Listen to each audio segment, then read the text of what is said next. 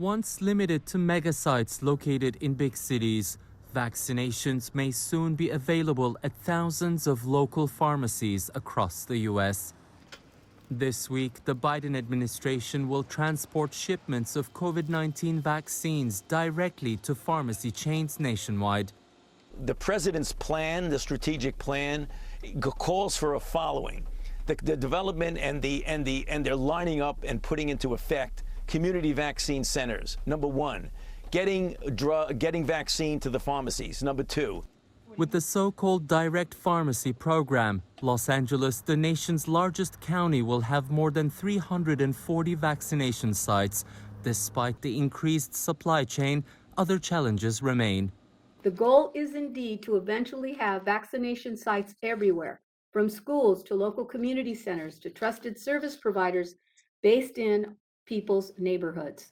The supply remains our biggest challenge, and the logistics of cold storage and short lifespan of these vaccines are also obstacles in our mass vaccination campaign. Getting an appointment is also a challenge. Several states report website access issues and hour-long wait times on reservation hotlines. The coordinator of President Biden's COVID-19 task force says that will change over time.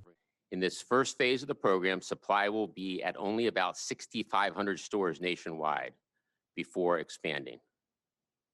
And in the early phase, many pharmacies across the country will not have vaccine or may have very limited supply.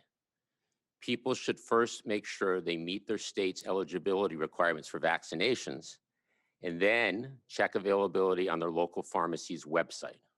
The availability of vaccines in local pharmacies could bring the administration closer to fulfilling its pledge to inoculate 100 million people in its first 100 days in office. But that will still depend on a reliable supply chain and public collaboration. Ediz Tiyansan, CGTN, Los Angeles.